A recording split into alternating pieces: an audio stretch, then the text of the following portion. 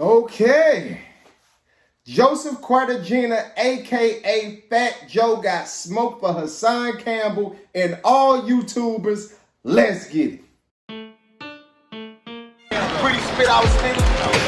Fucked out. That's my new style. Hey, have a good summer. Now, y'all are probably wondering why I'm wearing these gloves. And that's a good question. I'm wearing these gloves because I'm about to go to work on Fat Joe's ass, at least intellectually and figuratively speaking. Because Fat Joe went live on IG a few days ago with some goofy talking points trying to discredit YouTubers. And what I'm going to do is I'm going to play these goofy talking points and I'm going to rip them apart from every angle like only Zion Amari of Real Spit TV can do. So without further ado, let's get it. And Fat Joe, if you just so happen to see this, don't be mad at me, brother. You did it to yourself with these goofy ass talking points. Don't be mad at me. And it's crazy, right? Because I'm guilty. Sometimes I watch this YouTube. And so what I know about YouTube is that they got guys on there that are absolutely nobody. But I mean nobody. I'm trying to figure out what's the criteria. Why have they done that? Out the gate, we see Fat Joe coming out drinking a big ass jug of haterade. And I'm going to tell you why that was pure hate.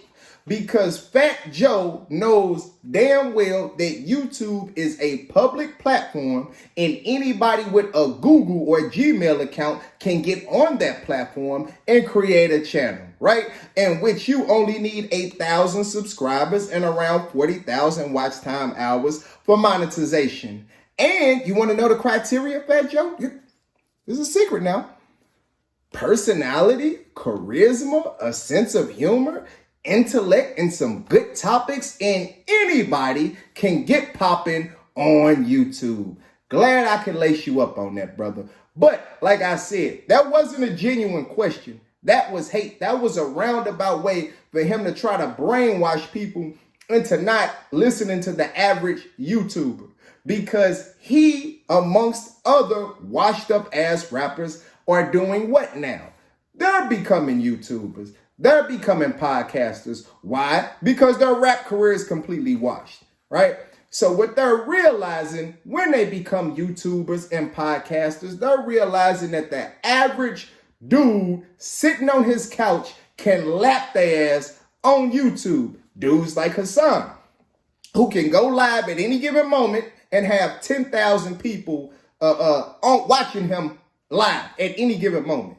Fat Joe cannot do that. T.I. cannot do that. A lot of these washed up ass rappers cannot do that. And they can't stand it. See, that competition has got their pussy hurting. That's all this is. This is Fat Joe coming on IG Live with his pussy hurting. So what I'm going to do is I'm going to play some more of Fat Joe's goofy ass talking points. And then I'm going to proceed to kick him square in his pussy that's already hurting. Let's get it. Watching like reality shows, Love and Hip Hop, and they got guys on there that I don't know what they did on the TV show, and they're loving him. It's blasphemy to tell me that these guys are like stars or they created. It's crazy. Well, that was a horrible comparison, Fat Joe. You know why? Because Love and Hip Hop is on VH1, a network cable television station in which Mona Scott handpicks people and propositions them with money and says, I will give you X amount of dollars to be on this show and engage in the most ridiculous script that I can conceive, right? The most drama-filled script that I can come up with. And YouTubers are on YouTube, a public online platform in which content creators, whether they make basketball content, drama-filled content, football content, automobile content, don't matter. They make content and they organically grow their own following. So no, Fat Joe, you can't compare Love and Hip Hop to YouTube. Sorry, brother. It's two totally different worlds. Apples and oranges. Let's get it. But when you look at YouTube, you really see some guys with anywhere from 20,000, 200,000, whatever views of people watching them that we don't know if these guys are child predators or pornography. We don't know shit about these guys. And how would that be any different from hip hop, Fat Joe? How do we know these rappers are not child predators? There's rappers that sold from 20,000 to 200,000 to 2 million who are child predators, women predators, all kind of predators. So let's not act like you actually give a damn about whether somebody is a child predator behind closed doors or not. You know why? Because you don't know that about your fellow rapper. How do you know whether your fellow rapper is a child predator or not? If a rapper sells 20,000 to 200,000 records, are you going to request a background check on that rapper to make sure he's not a damn child predator? No, you're not.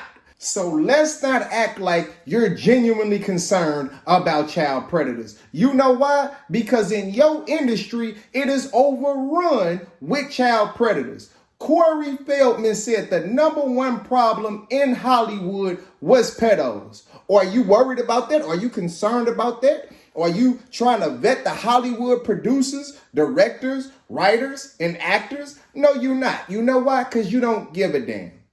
But on YouTube, where you now have to compete with the average nobody, now we don't know if these guys are child predators. See, I'm old enough to remember the fact that your ass got a song with R. Kelly that came out right before that case popped off. But you can't tell me you didn't know about the Aaliyah situation. You can't tell me you ain't know about the lawsuits. Everybody in the industry knew how R. Kelly got down. Even if you didn't know about the stuff that was on legal paperwork, everybody in the industry knew how that dude get down. So stop it, Fat Joe. Matter of fact, you got another song with R. Kelly. He's featured on your song and you featured on one of his songs. Not to mention your relationship with Jay-Z, who Foxy Brown admitted that he was hitting her with a horse D-I-C-K in the 90s. Did you sever ties with Jay-Z when Foxy Brown came out and admitted that? No, you did not. So don't play with me, boy. In the words of Corey Hope, don't play with me, boy. I expose your ass. Now don't play with me, boy.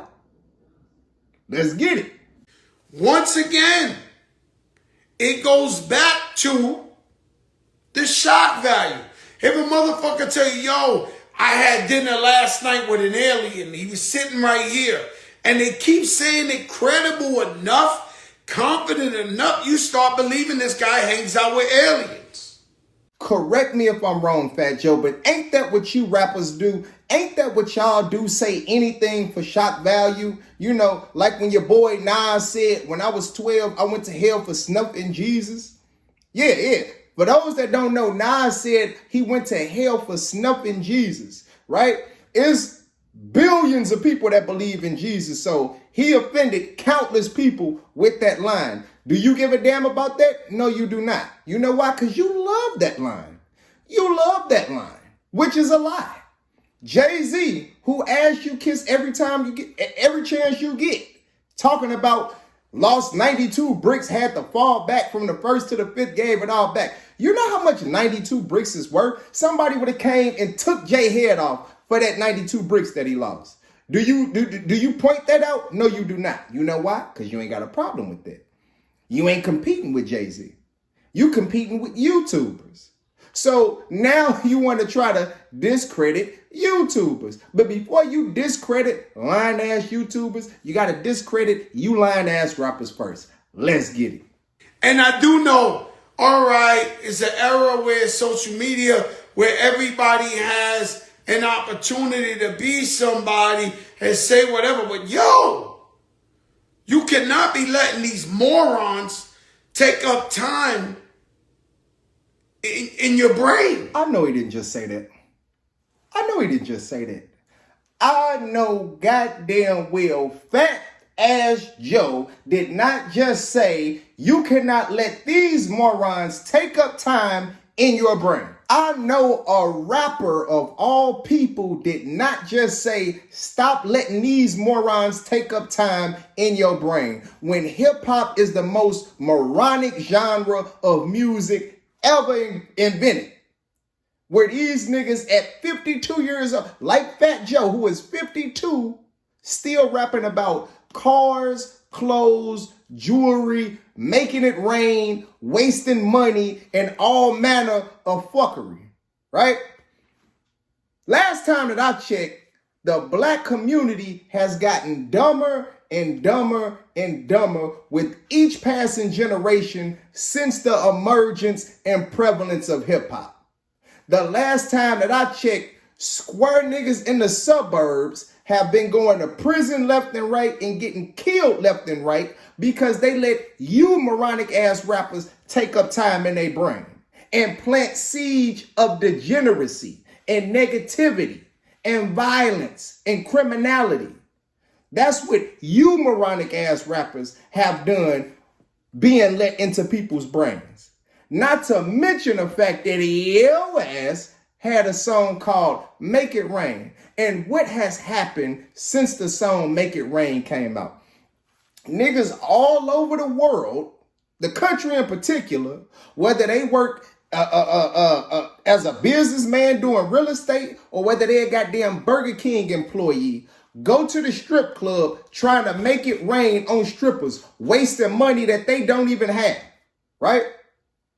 Think about if we didn't have a bunch of morons telling us to make it rain, right? Let's think if we had a make it rain fund where every time a nigga was about to make it rain, right, and blow 5, 10, 20, 15, 30, $50,000 at the strip club, instead of doing it, they put it in a fund for the black community. The black community that doesn't have its own schools, its own hospitals, its own businesses, virtually no black businesses in the black community. But you know what Fat Joe gave to us? Make it rain. And you know who he put on the hook of that? Another moron called Lil Wayne, who was a damn dope fiend to the 25th power, right?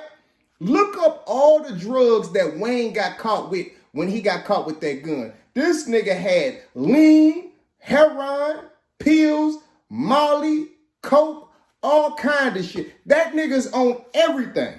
I'm on everything. And that's the moron that got niggas of all income brackets all over the country trying to make it rain.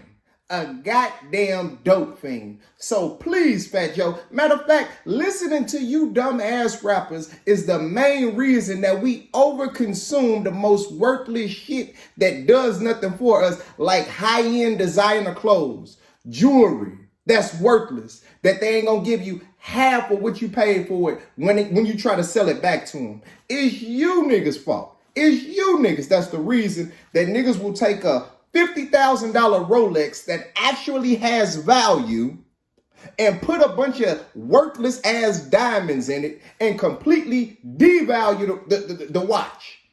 Listening to you morons.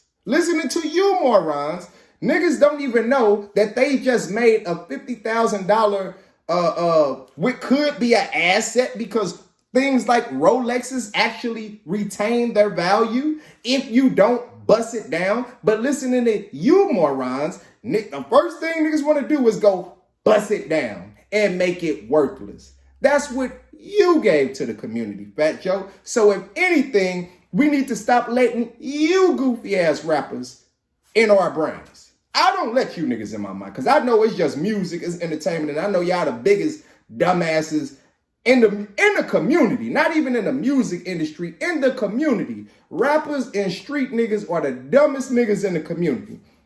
This is why millionaires like Young Thug is about to spend the rest of his life in prison trying to be a goddamn crime boss, a gang boss.